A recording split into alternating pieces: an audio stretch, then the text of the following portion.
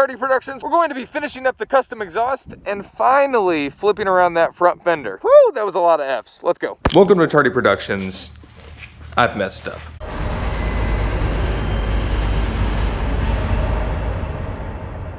I almost burned my leg again. Well, I did, kind of. So, we're gonna put that heat shield on because I cannot burn that spot again. The main tools I'm going to be using today are the angle grinder. This is a very inexpensive one, really cheap. Probably need to change out the blade on that. And then a welder. If you know tools, you know that this one, oh man, this one is crappy. It's really cheap. This is like a $100 welder from Harbor Freight. For anybody who's wondering, this is the paint that I used on the exhaust. It's just like grill high heat paint. The reason I'm showing you the tools I'm using is because I don't want you to think that I'm using some expensive tools in which you need to buy to be able to do this.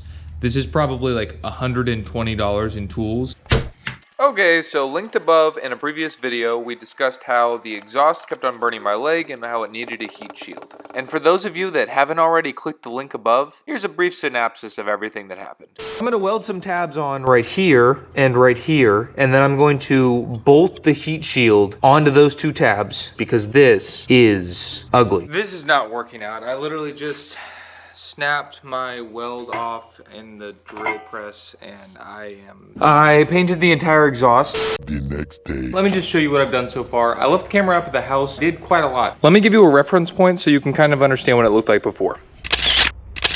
All right, now that you see that, I have added a new weld all the way around here that is attaching this piece of steel. So that'll conceal the hose clamp that goes in here. Now these welds are not beautiful, but they are solid. I redid this weld, I redid a couple welds around here. The biggest thing that I did was I welded this tab on here. I'm gonna weld another one on over here. I just had to get this piece on first. It already has the nut welded onto it. It's going to hold the heat shield right there and somewhere around right there, and then I'm gonna paint all of that black and this black. You know, my welds are not bad today. I wish I could make them longer because you see it's like little spurts, like a little tiny inchworms. I'm gonna do a couple welds. I'll come back, I'll show you what they look like. I'm not gonna film myself welding just because I don't wanna mess up the GoPro, and I don't have my phone on me, so I'm gonna grab the other tab. I'm going to weld it on somewhere about there. A little off course right here, but if I clean this up, I may be able to paint it right now and then go to bed. All right, this is what it looks like now. I cleaned up the welds a little bit.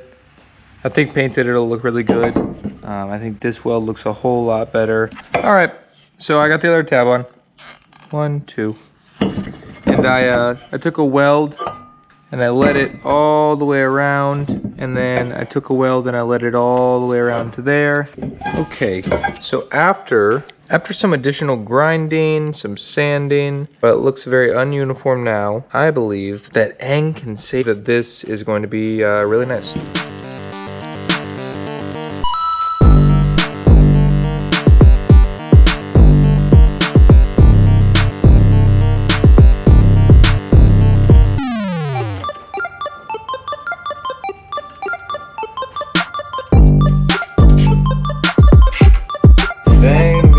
I'm super happy with that. That definitely does not look like I made it. I'm so happy I went through and re-welded all these welds. The last thing I need to do is put in the O2 sensor. All of it tucked underneath here. I was really hoping that would work out, and it did. Dude, I'm so happy with this. You got the bracket holding it on. I got some solid welds underneath. That's all tucked underneath here. You'd never even see that. The only thing that I would change is I would continue this. I would fill this gap.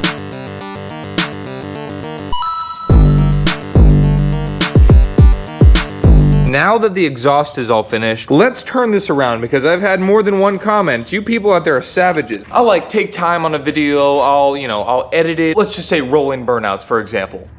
Yeah, there's a video to that. There's a bunch of great content in it. There's little tiny jokes for you. And all you notice is that my front fender is backwards. So for everyone that has said your front fender is backwards, this video is partially for you. I'm gonna show you the easiest way to do it without taking off the forks. Really actually quite simple, and I think it'll make the bike look a lot less stout and long. A lot of bikes had the front fender turned backwards. So, Yamaha, I will be fixing your mistake.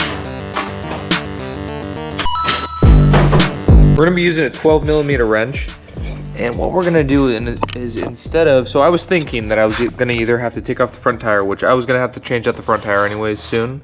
So I was okay with it, but I was looking at it and you have a very clear shot to these bolts that are holding on the front fender right here. So I think I might have noticed a little bit of a problem.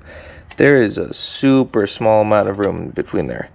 Like nothing. Whew. That is not a joke. Okay, after completely unscrewing this one, it's now run into the tire. I got it off with a little bit of wiggling. It had these reflectors on there. I don't want those. I just dropped it down below where it sits. Either way, so let's try to slide this fender out. Welcome to Tardy Productions. I've messed up. This won't come out. It's perfectly locked in there, and the only way to get it out is by doing what I did not want to do. Removing the tire. It's late. Should I do it? I'm probably gonna do it. I know I should have definitely recorded that, but I ended up just squeezing the fender until it fit through. So I should probably clean underneath this thing while it's off. If I didn't already know what it's like to ride without a front fender, I'd keep it like this just for fun for a little while, but I know that the minute this thing picks up a rock and flings it into my chest, I'm gonna wish I had a front fender, because that hurts. So I'm gonna put this end facing forward. Hope we can tell a difference.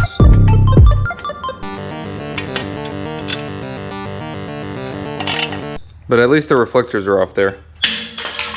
I like it a lot more like this. It looks so much nicer. It's starting to look a lot more sporty. I just gotta get that rear end to be higher with some bigger shocks. And special thank you to Vital Ventures. I'm not wearing the shirt right now because I didn't want to get it dirty. But he sent me a shirt, stickers, koozie. Super nice guy, great products. I was super happy to work with him. Really cool to watch another guy with a Yamaha Bolt do something completely different than what we're doing, but still a performance-based, just really, really cool bike. Make sure you go check out his channel, Vital Ventures. Make sure you like and subscribe. We'll catch you on the next one. Tardy Productions, I'm out.